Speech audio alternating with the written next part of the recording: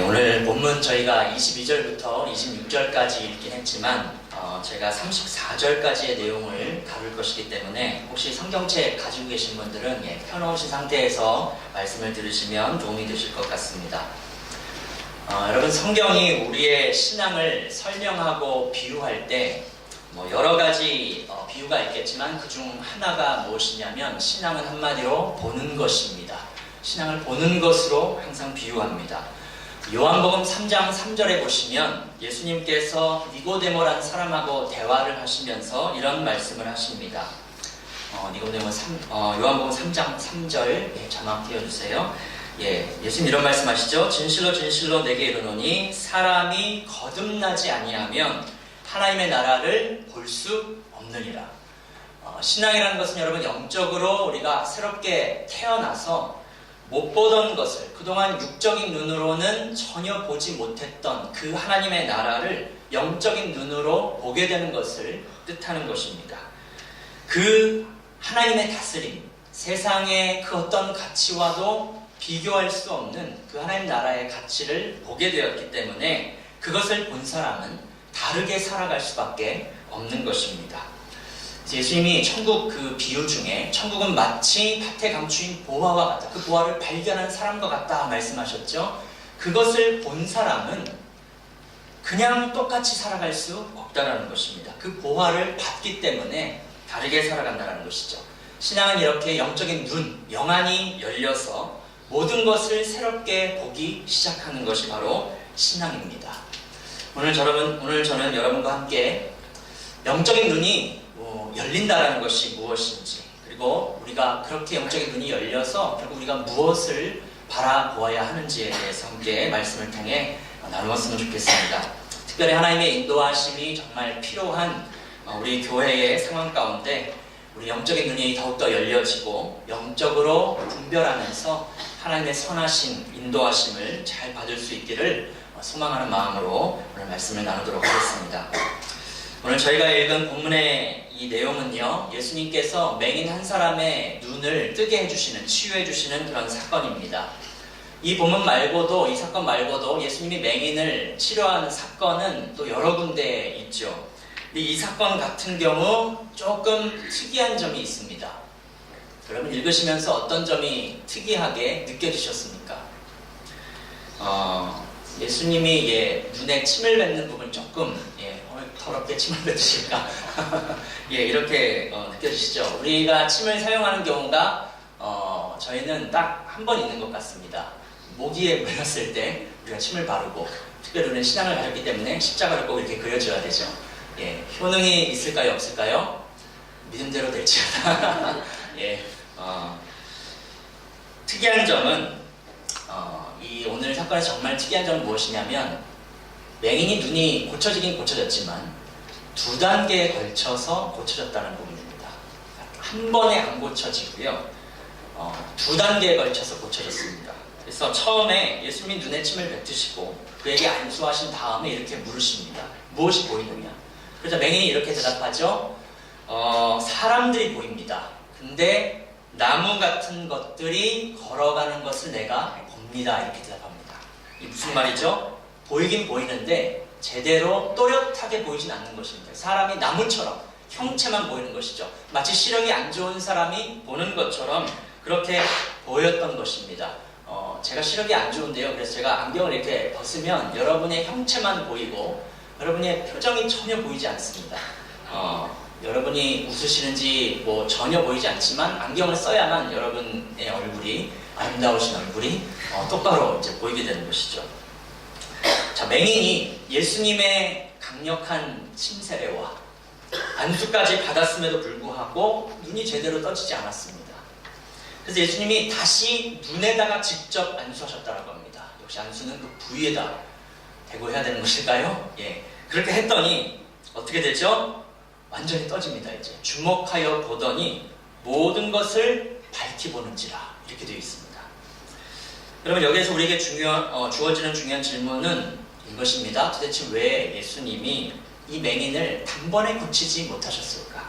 왜 두 단계에 걸쳐서 고치셨을까? 처음 안수 때에는 왜 시력이 완전히 회복되진 않았을까 봅니다. 과연 예수님의 안수가 조금 약했던 것일까요? 그래서 두 번째는 더욱더 강력하게 직접 눈에다가 안수를 꼭 했어야만 그렇게 떠지는 것이었을까요? 아니면 예수님의 안수에는 문제가 없었지만 이 맹인이 안수를 받을 때 그 믿음에 문제가 있었던 것일까요? 갑자기 예수님이 침을 뱉으니까 기분이 나빴던 것일까요? 의심이 막 들었던 것일까요? 그래서 처음에는 의심이 있어서 조금 떠졌지만 조금 떠져서 보니까 너무 신기해서 그 다음에 믿음을 갖고 안수를 받았더니 떠진 것일까요? 안타깝게도 여러분, 오늘 이 사건 자체에서는 성경은 우리에게 그 이유를 정확히 이야기하고 있지는 않습니다. 왜 두 단계에 걸쳐서 떠졌는지 그 정확한 이유는 이야기하고 있진 않지만, 여러분 오늘 이 사건은요, 그 다음에 나오는 이야기를 상징적으로 시사해주는 사건이 됩니다. 예수님의 제자들의 영적인 눈이 열리는 이야기를 시사하는 그런 이야기가 됩니다. 제자들의 영적인 눈이 이런 식으로 떠진다라는 것을 시사하는 사건이라는 것이죠. 그래서 오늘 이 맹인의 이야기가 나오기 전에는 어떤 사건이 있었냐면요, 제가 다 다루진 않고요, 두 구절만 보겠습니다. 17절, 18절인데요. 자, 예수님이 짜증을 내십니다. 제자들에게. 어떤 짜증을 내시냐? 아직도 깨닫지 못하느냐라고 탄식하십니다. 그러면서 무슨 말씀을 하시죠? 너희가 눈이 있어도 보지 못한다. 귀가 있어도 듣지 못한다. 영적인 눈이 닫혀 있음을 탄식하십니다. 그리고 오늘 맹인을 두 단계에 걸쳐서 고치시는 사건이 나오고요. 그리고 그 다음에 나오는 사건이 바로 제자들의 영적인 눈이 열려지는 사건이라는 것입니다. 성경은 우리가 이런 전체적인 문맥을 통해 보는 것이 굉장히 중요합니다. 그래서 여러분 27절, 오늘 본문 다음 사건인데요. 27절을 보시면 예수님이 빌립보 가이사랴라는 곳에서 아주 중요한 질문을 제자들에게 던집니다. 사람들이 나를 누구라고 하느냐? 이 질문 던지십니다. 여러분 이 본문을 정말 많이 들어보셨죠? 그래서 예수님이 어떤 분인지 사람들의 견해를 묻는 겁니다. 영적인 눈이 닫혀있는 사람들의 견해입니다. 제자들은 사람들에게 들은 대로 대답하는 것이죠. 어떤 사람은 세례 요한이라고 하고, 더러는 엘리야, 더러는 선지자 중에 하나라고 합니다. 이렇게 대답을 하는 것이죠. 그러자 예수님이 이제는 직접 제자들에게 묻습니다. 그러면 너희는 나를 누구라 하느냐? 너희는, 여기서 강조점은 너희는입니다. 사람들은 나를 세례 요한이나 엘리야나 선지자 정도로 지금 생각하고 있는데, 그러면 너희는 과연 나를 누구라고 생각하고 너희는 나를 누구로 보고 있느냐라는 것입니다. 자, 그러자 이때 수제자 베드로의 입에서 놀라운 고백이 나오죠. 주는 그리스도이십니다. 주는 그리스도이십니다. 사람들은 주님을 선지자 정도로 생각하지만 저는 지금 주님이 그리스도로 보입니다. 이렇게 고백한 것이죠. 여러분, 그리스도가 무슨 뜻이죠? 영어는 크라이스트인데, 그랬더니 누군가가 이건 예수님의 성씨가 아니냐, first name은 지저스고 surname은 크라이스트, 이런 얘기를 하시면 여러분 어디 가서 망신당하십니다. 예, 그리스도는 surname이 아니라 메시아라는 뜻이죠. 이 그리스도는 헬라어이고요, 히브리어로는 메시아입니다. 여러분, 메시아는 뜻 자체가 기름 부음 받은 자라는 뜻이죠. 그래서 구약에 보시면 기름을 부음받은 세 부류의 대표적인 직분이 나오죠. 아시죠, 여러분? 어떤 직분이죠? 세 가지 직분. 왕하고, 선지자하고, 마지막 제사장. 그렇죠? 이 세 가지 직분에 기름을 붓습니다. 자, 근데 오늘 이 메시아라고 고백하는 것은 단지 그런 세 가지 직분 정도의 그 메시아가 아니라, 그 기름 부음 받은 자가 아니라 그 메시아, 우리나라의 말에 없는 더 메사이아입니다. You are the Messiah. 우리가 영어 공부할 때 제일 어려운 게 더 부분이죠. 제가 뉴질랜드 23년 살았는데도 아직도 에세이 쓰면 제일 많이 틀리는 게 이 부분입니다. 지금 그 베드로가 원래 언어에서는 뭐라고 하냐면 You are the Messiah, 이렇게 당신이 바로 그 메시아입니다라고 고백합니다. 당신이란 단어입니다. 근데 우리나라는 워낙 예의가 중요하기 때문에 번역을 할 때 이거를 주는 이렇게 바꿨는데, 주라는 말은 사실은 우리 한국 사람에게 바꾼 것입니다. 원래 당신은 메시아입니다. 이것이 정확한 표현입니다. 당신이 우리가 그토록 기다려온 그 메시아라는 것은 구약의 예언서에 예언되었던, 선지자들이 예언하고 예언했던 마지막 때에 오시는 그 구원자, 그 메시아가 바로 당신입니다라고 베드로가 고백한 것입니다. 예, 여러분, 바로 이것이 베드로의 영적인 눈이 떠져서 예수님이 정말 누구인지 보게 되는 것을 지금 보여주는 것이죠. 아까 예수님이 맹인의 눈을 뜨게 했던 사건과 지금 오버랩이 됩니다. 예수님이 처음에 안수하시고 무엇이 보이느냐 물으셨죠. 마치 그런 것처럼 제자들에게 너희는 나를 누구라 하느냐 이렇게 물으십니다. 맹인이 눈이 떠져서 사람들이 걸어가는 것이 보입니다 라고 고백했듯이 베드로가 지금 주님은, 당신은 메시아입니다 라고 고백하는 것입니다. 그렇죠? 살짝 떠져서 어느 정도 보는 것처럼 지금 베드로도 이게 완전히 떠진 것이 아닙니다. 어느 정도 떠져서 지금 예수님이 어떤 분인지는 인식이 되는 거예요. 아, 예수님이 메시아이구나. 1단계가 떠진 것입니다. 단계적으로 보자면. 그래서 여러분, 영적인 눈이 열린다라는 것이 어떤 의미인가? 첫 번째로는 여러분, 그의 영적인 눈이 열린다는 것은 예수님이 어떤 분인지를 보게 되는 것입니다. 영적인 눈이 열려야만 그분이 메시아이고 구원자이고 주님이심을 보게 될 수 있는 것입니다. 봐야 믿게 되는 것이죠. 여러분, 이 세상 사람들도 예수님에 대해서 다 들어봤고 예수님에 대한 지식이 다 있습니다. 그렇죠? 예수님에 대해 모르는 사람이 있나요? 적어도 어떤 선교지 깊은 오지가 아닌 이상 지금 21세기에 살고 있는 모든 사람들이 예수에 대해 다 들어봤고 알고 있습니다. 위대한 선생으로 알려져 있죠. 종교적인 지도자로 알려져 있습니다. 제가 어렸을 때 봤던 위인전기에는 예수 그리스도가 있었습니다. 위인전기에도 실릴 만큼 유명한 인물이 예수님이십니다. 그러나 문제는 영적인 눈이 닫혀있기 때문에 예수님을 단지 위대한 선생으로만 보고 있는 것이죠. 그렇죠? 예수님이 정말 메시아라는 것을, 구원자라는 것을 보지 못합니다. 오직 영적인 눈이 열려야만 예수님이 진정한 구원자요, 진정한 하나님의 아들이요, 주님이심을 보고 고백할 수 있는 것입니다. 여러분, 이 자리에서 예수님을 구원자로 그리고 주님으로 고백하면서 예배하고 있는 여러분들은 적어도 영적인 눈이 1단계는 열렸다라는 것을 말합니다. 물론 아직 믿음이 없는 채로 교회에 다니시는 분들도 있을 수 있지만 정말 여러분이 예수님을 하나님의 아들로 구원자로 고백하고 있으시다면 그것은 여러분의 영적인 눈이 열려져서 그분을 그렇게 볼 수 있는 은혜가 임한 것입니다. 하나님의 영광을 아는 그 빛이 여러분 눈에 비쳤다라는 것이죠. 여러분, 혹시 이 자리에 아직도 예수님이 정말 누구인지 보지 못하는 분들이 계시다면, 예수님이 진정한 하나님의 아들이요 구원자임을 보지 못하는 분들이 계시다면 하나님께서 영적인 눈을 여러분에게 열어주시기를 간구하셔야 됩니다. 방법은 다른 것이 없습니다. 교회 봉사를 많이 해도 영적인 눈이 열릴 수 없습니다. 우리의 어떤 행위나 의가 아닙니다. 하나님이 열어주셔야 하는 은혜가 있어야 됩니다. 우리가 할 수 있는 것은 구걸하는 것밖에 없습니다. 하나님의 은혜를 구걸하는 것. 그것이 우리가 취할 수 있는 유일한 자세입니다. 그렇게 간구하는 것. 오늘 맹인을 데리고 와서 예수님께 이 눈을 좀 뜨게 해달라고 간청했던 사람들처럼 우리의 영적인 눈이 열려지기를 간구해야 되는 것입니다. 자, 이제 중요합니다, 여러분. 이렇게 베드로가 영적인 눈이 열려서 그 누구도 볼 수 없었던 영적 진리를 보았고 고백했습니다. 이 고백은 맞는 고백이죠, 여러분. 예수님은 메시아다. 맞는 고백입니다. 그런데 이상하게도 이 고백을 들으신 다음에 예수님이 무엇이라고 대답하시냐면 30절에 자기의 일을 아무에게도 말하지 말라 이렇게 경고하십니다. 참 이상한 일이죠.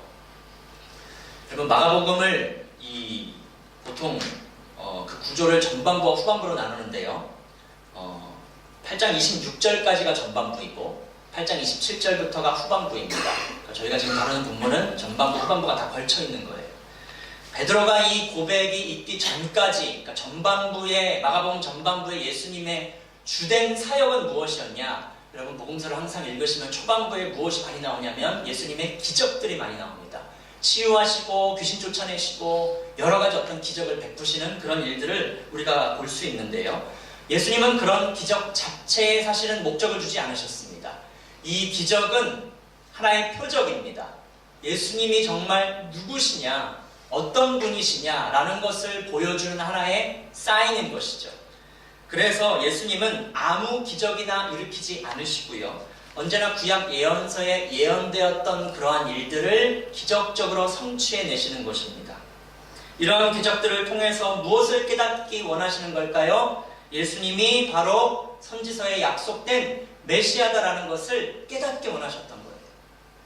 이렇게 전반부에 의도했던 사역의 결과, 그 열매가 지금 누구의 입술을 통해 열매 맺고 있냐? 베드로의 입술을 통해서 처음 열매 맺고 있는 것이죠. 베드로가 이것을 알아보고 예수님이 메시아다라고 고백한 것입니다.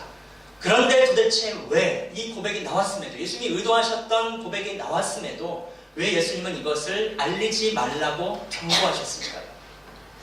여러분, 이 사건 전에도요, 예수님이 많은 병자들을 치유하시면서 항상 치유 이후에 이 일을 알리지 말라고 경고합니다. 사람들에게 이 일을 알리지 말아라. 그리고 오늘 이 맹인을 고치실 때도 예수님이 은밀하게 고쳐주시죠. 마을 바깥으로 데리고 나가시고요, 다 고쳐주신 다음에도 집으로 가라. 그리고 마을에 들어가지 마라. 왜냐면 이거 알려지면 안 되기 때문에 은밀하게 자꾸 감추십니다. 왜 감추시는 것일까요? 예수님이 메시아인 것은 맞습니다. 그러나 사람들이 생각하는 메시아와 예수님이 생각하고 있는 메시아가 다르기 때문입니다. 하는 일, 그 역할이 다르기 때문에 사람들에게 여러 가지 오해가 생길 수 있기 때문에 그 기대가 다르기 때문에 예수님은 이것을 은밀하게 감추시는 것입니다. 자, 그래서 이제 제자들에게 알려주시는 것입니다. 정말 메시아가 무엇을 하는 존재인지. 31절에 나옵니다. 인자가 많은 고난을 받고 장로들과 대제사장들과 서기관들에게 버림받아 죽임을 당하고 사흘 만에 살아나야 할 것을 비로소 그들에게 가르치셨다라고 합니다. 네 가지 단어가 중요하죠. 메시아가 하는 일, 네 가지 단어. 고난을 받고 버림받아 죽임을 당하고 사흘 만에 살아나야 되는 것입니다. 이것을 비로소 그들에게 가르치셨다라고 하고요. 32절을 보시면 드러내놓고, 여태까지는 은밀하게 감췄지만 이제 드러내놓고 이 말씀을 하시는 것입니다. 여러분, 우리에게 고난받고 죽임당하시는 메시아는 너무나 익숙한 개념입니다. 우리가 늘 들어왔던 우리 구원자, 십자가를 지신 예수님, 늘 들어와서 이것은 너무나 익숙한 개념이지만 제자들을 포함해서 1세기에 살았던 유대인들에게 이것은 상상할 수조차 없는 그러한 내용입니다. 그들이 기다려온 메시아는 어떤 메시아냐? 많이 들으셨죠? 힘의 메시아입니다. 힘으로 정복하고 심판하는 메시아. 유대인들을 지금 괴롭게 하는 이 이방인들, 로마 제국을 심판하는 메시아입니다. 능력의 메시아를 기다려왔죠. 그것만이 유대인들의 유일한 소망이었습니다. 본인들의 힘으로 로마 제국을 감당할 수 없었기 때문이죠. 그래서 모세와 같은 강력한 메시아를 기다린 것이죠. 애굽의 손에서 모세가 그들을 건져냈듯이 출애굽을 시켰던 그 권능, 그런 메시아를 기다린 것입니다. 그래서 예수님이 등장했을 때 모세처럼 기적을 많이 일으켰죠. 그럴 때 제자들의 마음이 흥분되었을 것입니다. 오병이어의 기적이요, 모세의 기적과 비슷합니다. 모세는 만나와 메추라기를 내렸는데 예수님은 오병이어로 물고기 2마리와 떡 5개로 5,000명을 먹이십니다. 그렇죠? 그랬을 때도 제자들의 마음은 굉장히 흥분되었을 것입니다. 여러 가지 사건들이 쌓이고 쌓이면서 모세는 홍해를 갈랐지만 예수님은 물을 갈릴 필요도 없어요. 물 위를 걸어버립니다. 이러한 사건들이 쌓이면서 굉장히 흥분되면서 아마 확신에 차면서 고백을 한 것이죠. 주님이 메시아이십니다. 그런데 예수님이 지금 무슨 말씀하시냐면 나는 고난받고 버림받아 죽임당할 것이다. 이 말씀, 이런 충격적인 말씀을 하시는 것입니다. 다시 살아날 것이다. 이거는 들리지도 않아요. 뒷부분은. 앞이 너무 충격적이기 때문에. 그래서 베드로가 어떻게 하죠? 32절을 보시면 베드로가 예수를 붙들고 항변했다라고 합니다. 자, 여러분, 베드로가 예수를 붙들었다. 어디를 붙잡았을까요? 팔을 붙잡았을까요? 예, 만약에 제가 베드로였다면 멱살을 잡았을 것입니다. 멱살을 잡아야죠. 예, 그 정도로 지금 심각한 상황입니다. 자기 모든 걸 던졌어요. 제자들은 멱살을 나오진 않지만 상상입니다. 멱살을 잡고 항변하는 것인데, 이것도 번역이요 너무 우리나라 예의를 차린 번역입니다. 이 항변이라는 단어는 원어로는 에피티마오라는 단어인데요, 영어로는 rebuke, 혼내다, 꾸짖다라는 단어입니다. 그 바로 다음 절에 예수님이 베드로를 꾸짖는데 똑같은 단어예요, 사실. 근데 그 한국말에서 여기는 꾸짖다, 여기는 항변하다 이렇게 해놓았죠. 그래서 헷갈리는데 실제로는 똑같은 단어입니다. 베드로도 예수님을 혼낸 거예요. 감히 제자가, 그렇죠? 멱살까지 잡으면서 주님, 이게 말이 되는 소리입니까? 약한 소리 좀 하지 마세요. 주님은 로마를 심판해야 될 그런 메시아이십니다. 알겠어요? 이거보다 훨씬 더 셌겠죠. 예, 저는 최대한 톤다운해서 더 세게 했을 거예요. 더 세게. 그러자 33절을 보시면 예수님이 돌이키사 제자들을 보시고 베드로를 꾸짖어 말씀하십니다. 사탄아, 내 뒤로 물러가라. 내가 하나님의 일을 생각하지 아니하고 도리어 사람의 일을 생각하는 거다. 여러분 여기 잘 보시면요, 예수님이 돌이키시죠. 그리고 누구를 보느냐? 제자들을 보십니다. 베드로를 노려보신 게 아닙니다. 제자들을 보시면서 베드로를 꾸짖으셨다고요. 영화로 연출하면 어떻게 연출해야 될지는 잘 모르겠지만 여기서 여러분 시사하는 것이 있습니다. 제자들을 보시면서 베드로를 꾸짖었다는 것은 베드로만 이 생각을 가지고 있었던 것이 아니라 제자들도 다 이 생각을 가지고 있었기 때문에 예수님이 전체적으로 경고한 것입니다. 베드로만이 아니에요, 여러분. 베드로만 문제가 아닙니다. 그가 물론 다혈질이고 성격이 급해서 지금 제자들을 대신해서 예수님을 꾸짖었지만 사실 제자들도 다 같은 마음이었다는 것이죠. 여러분 여기서 사탄이 무엇으로 역사하는지를 우리가 볼 수 있게 됩니다. 예수님이 사탄아 내 뒤로 물러가라 라고 하셨을 때는 베드로나 제자들이 사탄이라는 말이라기보다는 그들이 지향하는 생각이 사탄적이라는 것입니다. 사탄은 다른 것으로 역사하는 것이 아니라 우리의 생각, 가치관, 그런 것으로 역사하면서 사람들을 조종하는 것입니다. 몰라요. 우리가 사탄의 생각을 따르는지도 몰라요. 그것이 문제입니다. 여러분 지금 베드로의 마음, 제자들의 마음 자체가 나쁘진 않다라고 저는 봅니다. 마음은 이스라엘을 위하는 것이고 마음은 하나님 나라를 위한 것이에요. 열정이 가득합니다. 그것을 위해 다 버리고 헌신했고 열심히 예수님도 쫓아다녔습니다. 지금 공생의 거의 마지막 단계거든요. 마가복음 8장은 3년 정도가 지난 상태입니다. 근데 지금 뭐가 잘못되었냐? 영적으로 눈이 어느 정도 열렸긴 하지만 완전히 열리지 않았기 때문에 자꾸 무엇으로 일하려고 하냐? 어떤 생각으로 일을 하려고 하느냐? 사람의 생각으로, 사람의 방법으로 일을 하려고 한다는 것입니다. 하나님의 역사를 그렇게 이루려고 하는 것입니다. 그것이 잘못된 것입니다. 여러분 하나님의 역사는 반드시 하나님의 방법으로만 성취되지 사람의 어떤 방법이나 지혜로 성취되지 않습니다. 예수님이 메시아로서 이 세상을 다스리고 통치하시고 구원하시는 방법은 사람의 방법, 힘의 방법, 그런 것이 아니었다는 거예요. 오히려 주님의 방법은 세상의 방법과 완전히 반대되는 길이죠. 고난받고 버림받고 죽임당하는 십자가의 길입니다. 그리고 난 이후에 살아나는 것이 하나님의 방법입니다. 먼저 고난받고 그 이후에 영광을 취하는 것이 그것이 하나님의 방법입니다. 근데 베드로가 이 사람의 생각과 지혜가 너무 강하니까 자신이 생각했던 메시아, 자기가 가지고 있던 그 유대교적인 틀이 너무 강하다 보니까 오히려 예수님이 가시는 지금 이 십자가의 길, 구원의 길, 엄청난 길이죠. 이 길을 가로막고 있는 것입니다. 주님 무슨 소리 하는 것입니까? 왜 죽습니까? 죽으면 안 됩니다. 이렇게 구원의 길을 본인이 하나님의 일을 열심히 한다는 그 열심으로 가로막고 있는 것이죠. 오히려 사탄과 같은 역할을 지금 수제자 베드로가 자신도 모르는 사이에 행하고 있다는 것입니다. 여러분 이것이 바로 제자들의 영적인 상태였습니다. 눈이 어느 정도 떠졌지만 메시아를 알아봤지만 메시아라고 고백했지만 그 메시아가 지금 어떤 길을 가고 어떤 방식으로 하나님 나라를 이루는지는 전혀 깨닫지 못하는 것이죠. 영적인 눈이 아직도 온전히 열려지지 않은 것입니다.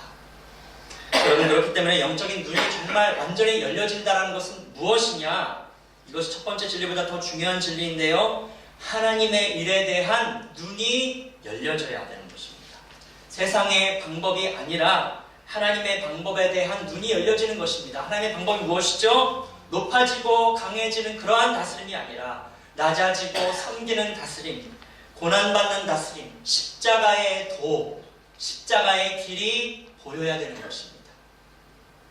하나님은 사람의 지혜와 방법으로 일하지 않으십니다. 영적인 지혜와 방법으로, 사람이 생각하지도 못한 그 지혜로 일하십니다. 그래서 주님이 이렇게 말씀하시죠. 34절입니다. 무리와 제자들을 불러 이르시되 누구든지 나를 따라오려거든 자기를 부인하고 자기 십자가를 지고 나를 따를 것이니라. 예수님이 가시는 길이 어떤 길이죠? 십자가의 길입니다. 사람의 길이 아닙니다. 그래서 우리가 주님을 따라가려고 할 때에도 주님이 그 길을 가시기 때문에 주님을 따라간다는 것은 그 길 자체가 십자가의 길이라는 것입니다. 좁은 길입니다. 어려운 길입니다.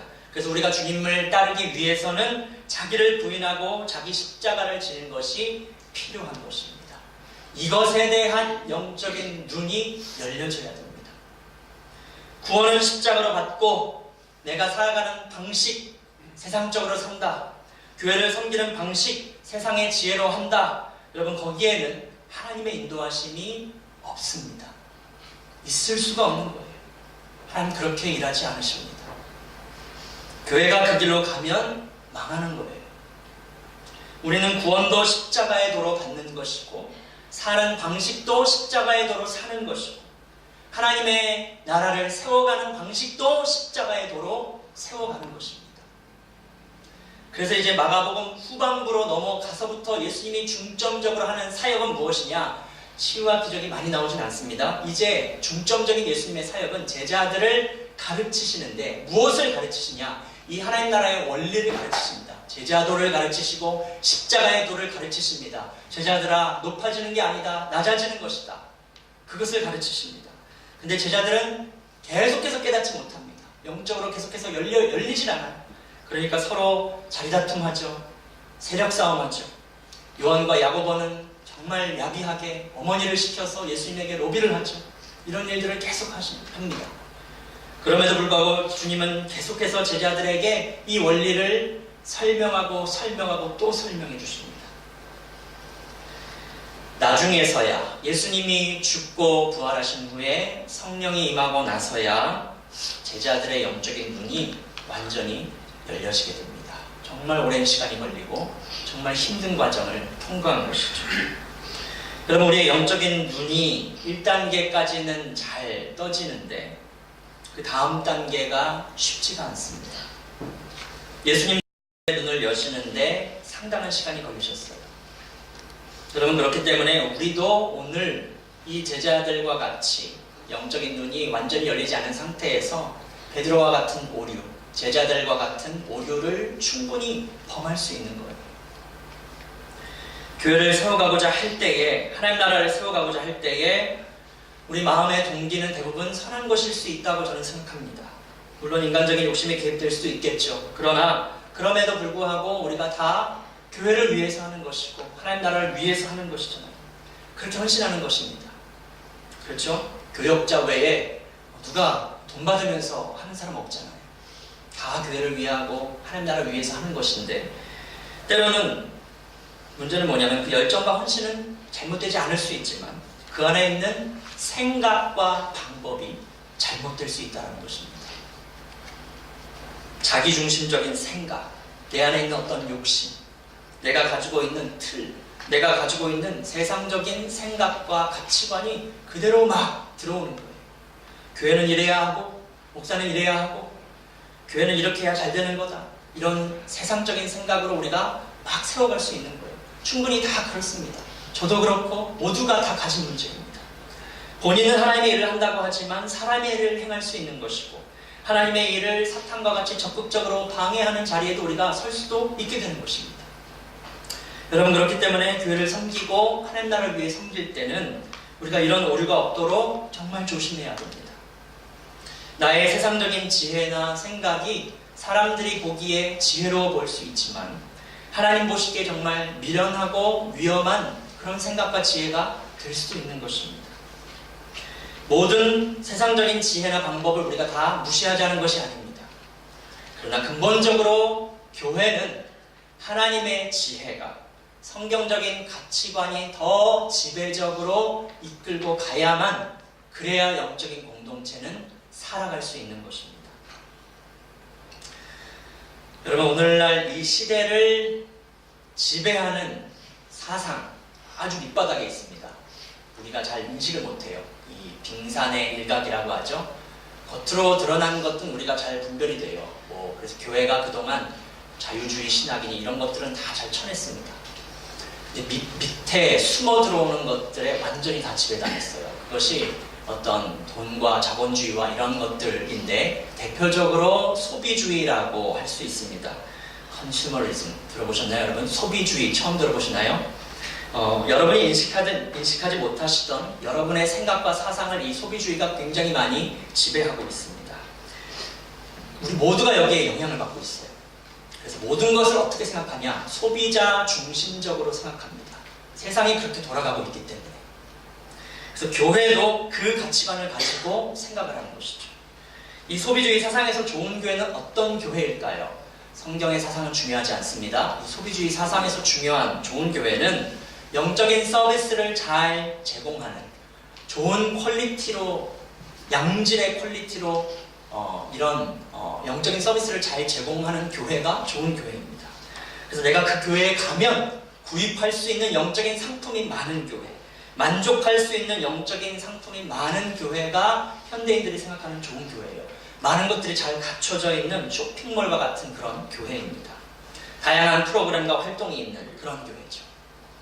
그래서 대부분의 대형 교회들을 이끌어가는 원리도 성경적인 원리도 물론 있지만 더 지배적인 원리가 무엇이냐? 바로 이런 소비주의적인 마케팅과 경영의 원리가 교회를 이끌어가는 것입니다.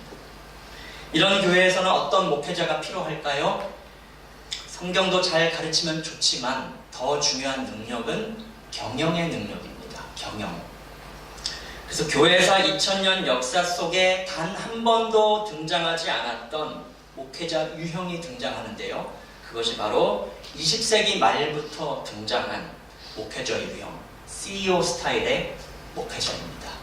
경영을 최우선으로 하는 이 소비주의와 맞물려서 등장한 모델입니다. 교회사 역사 속에 한 번도 이런 모델이 없었어요. 대형교회라는 것도 교회사 역사 속에 한 번도 없었습니다. 다 지금 시대의 맥락 속에 생겨난 것이죠. 시카고의 윌로우 크릭 교회라는 교회가 있습니다. 아주 유명한 교회입니다. 대형교회이고요. 마케팅 교회 중에서도 그래도 굉장히 건강한 교회로 알려져 있습니다. 우리가 교회를 평가하고 비판할 때는 너무 극단적으로 하는 것도 조심해야 됩니다. 아무리 교회가 대형교회이고 마케팅에 물든 그런 기법이 많이 들어가 있지만 그래도 그 속에 본질적인 것들을 많이 추구했던 교회입니다. 건강한 소그룹 사역이 잘 돼 있고 성경 공부나 이런 말씀 사역도 잘 돼 있는 교회입니다. 하나님께서 이 교회를 통해서 선한 일들도 많이 행하셨습니다. 부인하지 않습니다. 그런데 여러분, 이 교회가 2007년에 저 책을 냈습니다. 발견, 리빌이라는 책인데요. 그동안 윌로우 크릭 교회가 하나님 앞에서 정말 하나님의 일을 제대로 해냈는지 본인들이 평가한 책입니다. 우리는 과연 제자들을 잘 만들었을까? 사람들이 우리 교회를 다 벤치마킹하고 다 부러워하고 다 와서 배우는 그런 교회인데 우리는 정말 하나님의 일을 제대로 한 교회일까? 그래서 실제 전문가들을 통해서 그 교회 전문가들이 많았기 때문에 철저한 설문조사를 통해서 이것을 진행합니다. 프로젝트를. 결과가 충격적이었습니다. 2007년에 담임 목사님 빌 하이벨스 목사님이 직접 이 책과 함께 발표를 합니다. 우리 교회 사역은 실패했다. 그게 결론이었습니다. 주변의 모든 교회가 모델로 삼는 교회였지만 실패했다는 거예요. 이분의 이야기의 핵심은 이것이었습니다. 교회에 대해 사람들의 만족도는 굉장히 높다. 그러나 시간이 오래 지날수록 교회에 오래 다닐수록 이상하게 신앙이 영적으로 성장할수록 교회에 대한 만족도는 떨어지고 그리고 무엇보다 사람들이 그리스도의 제자로 잘 살아가지 않는다. 그런 사람도 있긴 하지만 굉장히 많은 사람들이 제자로 살아가는 일에 관심이 없고 단지 어떻게 있느냐, 영적인 소비자로만 머문다는 거예요.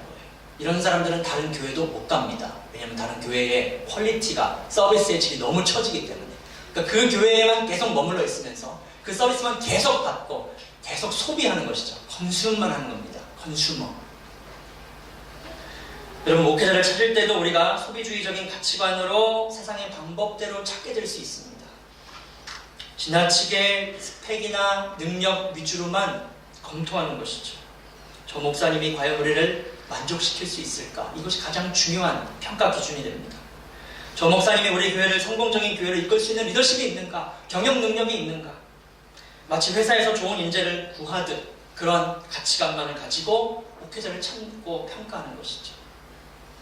하나님의 뜻, 가치, 부르심, 이런 것들은 잘 생각 안 합니다. 물론 조금은 생각하죠. 그러나 지배적인 가치관은 이러한 소비주의적인 가치관입니다. 제가 존경하는 어떤 선배 목사님이 저에게 이런 말씀도 하시더라고요. 청빙 과정에서 목회자 후보들의 설교를 듣는 것까지는 괜찮다. 그러나 그 후보자들을 몇 명 이렇게 세워서 마치 오디션 보듯이 경쟁을 붙여서 제일 능력 있고 제일 성도들을 만족시킬 만한 목회자를 찾는 방법도 상당히 소비주의적인 방법이 아닌가라고 말씀하셨습니다. 왜냐하면 그렇게 해서 청빙이 되면 성도들은 성도들의 입장에서 그렇게 목회자를 찾았기 때문에 마음 자체가 요구가 많아집니다. 우리를 만족시켜라. 우리를 위로해라. 좋은 말씀을 전해달라. 교회를 좀 제대로 이끌어가라. 요구가 많아지죠. 소비자 중심적인 태도가 훨씬 많아집니다. 혹시 투표에서 내가 투표한 분이 되지 않았다면 청빙되어 온 목회자를 영 달갑지 않게 대할 수도 있습니다. 모든 게 이 소비주의 중심적으로 돌아가면 그냥 마음 자체가 이렇게 됩니다. 목회자는 목회자 나름대로 나름 경쟁에서 이겼기 때문에 내가 그래도 다른 분들보다 훨씬 뛰어난 그런 목사가 아닐까. 그렇게 청빙이 되었기 때문에 마음 자체가 그럴 수 있습니다. 마음 자체가. 내가 이 정도의 대우는 좀 받아야 되지 않나. 조금 힘들면 내가 누군데 여기 말고 교회가 없나? 이런 생각이 들 수 있는 것이 마음 자체가 그럴 수 있다는 것입니다. 목회에 어려움이 왔을 때 잘 통과하기가 어려운 것이죠. 여러분, 도대체 여기에 하나님의 뜻은 어디에 있는 것일까? 도대체 하나님의 부르심은 어디에 있을까요? 영적인 생각이 전혀 없는 것입니다. 다 세상적인 생각이죠. 여러분, 우리 마음 안에 어떻게 되었든 내가 투표한 분이 됐든 안 됐든 누군가 왔다면 저분이 정말 우리 교회에 부르심을 느끼고 헌신하신 하나님이 보내주신 분이구나 라는 생각이 있어야 되는데 그런 생각을 갖기가 쉽지가 않아요. 이 소비중심적인 마인드가 강합니다. 그렇죠? 목회자 스스로도 내가 내 능력으로 내 스펙으로 왔는데 하나님이 정말 이 교회를 섬기려고 보내셨구나 라는 생각이 별로 없을 수 있습니다. 여러분, 목회자만 부르심을 가지고 교회에 오는 것이 아닙니다. 성도들도 부르심을 가지고 교회를 세워가는 것이 필요합니다. 하나님이 정말 이 교회의 나를 성도로 부르셨구나. 성전의 한 벽돌과 같은 존재로, 벽돌이 이어져서 교회가 세워지는데 성전의 한 벽돌과 같은 존재로 나를 여기에, 이 교회에, 이 지역교회에 부르셨구나라는 소명감이 거의 없고 영적 소비자의 자세만 많다면 교회가 이게 세워질 수가 없는 것입니다. 하나님 여러분을 거룩한 성도로 부르셨고요. 이 지역교회의 몸으로 존귀한 존재로 하나님 여러분 부르셨어요. 여러분, 하나님께서 우리에게 주신 이 귀한 영적인 위치를 우리 스스로가 강등시키지 말아야 합니다. 여러분은 성도이고 성전의 한 부분이지 결코 영적인 소비자가 아니라는 것입니다. 여러분 스스로를 영적으로 강등시키지 마시기 바랍니다. 여러분, 제가 드리는 이 말씀을 균형감을 가지고 들으셨으면 좋겠습니다. 극단적으로 듣지 마시고요. 우리가 서류 심사도 할 수 있고 목회자의 능력도 볼 수가 있습니다. 평가도 필요합니다. 그러나 제가 말씀드리는 주된 논지는 우리가 지나치게 영적 소비자가 되어서 이 소비주의적 가치관으로만 회사에서 사람을 뽑듯 그런 방법으로 가는 것은 잘못됐다는 것입니다. 반드시 이 모든 과정에 영적인 지혜가 있어야 되는 것입니다. 사람의 일, 사람의 지혜, 이런 모든 것보다 더 중요한 것은 하나님의 일이고 하나님의 지혜이고 하나님의 부르심입니다. 영적인 지혜입니다. 이것에 대한 눈이 떠져야 되는 것입니다. 말씀을 정리하겠습니다. 영적인 눈이 열리는 것이 무엇인지 함께 나눴습니다. 첫 번째로 예수님이 정말 우리의 구원자요 주님이심을 볼 수 있는 눈이 열려지는 것입니다. 둘째로는 하나님이 어떻게 일하시는가, 하나님의 일과 방법에 대한 십자가의 도를 볼 수 있는, 세상의 가치가 아니라 정말 하나님의 방법, 하나님의 일하심, 그것을 볼 수 있는 눈이 열려지는 것입니다. 여러분, 예수님을 구원자로 주님으로 보실 수 있는 영적인 눈이 떠지셨다면 예수님이 어떤 길을 가셨는지, 예수님이 어떻게 이 세상을 다스리고 이 교회를 어떻게 다스리는지, 그 십자가의 길, 그 겸손의 길, 섬김의 길도 볼 수 있어야 하는 것입니다. 우리는 세상의 힘과 지혜의 방법을 부인해야 됩니다. 어려워도 미련해 보여도 십자가의 길을 붙들고 영적인 길을 가야 하는 것입니다. 그것이 우리가 사는 길이고 교회가 사는 길입니다. 요새 열왕기하 말씀을 새벽마다 나누고 있는데요, 이스라엘의 운명을 보면요, 세상 방법대로 절대로 진행이 되지 않습니다. 늘 이스라엘 왕들과 참모들은 머리를 굴리면서 세상 지혜를 동원하죠. 이렇게 되면 나라가 살 것이다, 잘 될 것이다. 늘 하나님 외에 다른 것들을 의지합니다. 그리고 그 과정 속에서 영적으로 해로운 일들도 많이 합니다. 그러나 결과가 처참합니다. 왜냐하면 이스라엘은 하나님의 공동체이기 때문에, 하나님의 나라를 대변하는 공동체였기 때문입니다. 주변 나라가 세상 원리로 잘 굴러가도 이스라엘은 그렇게 굴러가지 않아요. 전혀 다른 방식으로 살아야만, 하나님의 지혜대로만 살아야만 살게 되어 있습니다. 교회도 마찬가지입니다. 영적인 공동체이기 때문에 교회가 사는 방법은 따로 있는 것입니다. 여러분, 오늘 전해졌던 이 말씀이 어떻게 성취되는가는 여러분의 믿음의 선택에 달려있는 것입니다. 누구 한 사람이 정하는 것이 아닙니다. 우리 모두가 믿음으로 선택하며 영적인 지혜를 가지고 결단해야 됩니다. 여러분, 하나님께서 우리의 영적인 눈을 활짝 열어주셔서 우리가 사람의 일을 생각하지 않고 사람의 지혜로 나아가는 것이 아니라 하나님의 일을 생각하시고 하나님의 거룩한 인도하심을 잘 받을 수 있는 저희 모두가 될 수 있기를, 저희 예담교회가 될 수 있기를 주님의 이름으로 축복합니다. 우리 함께 찬양하시고 기도하는 시간을 갖겠습니다.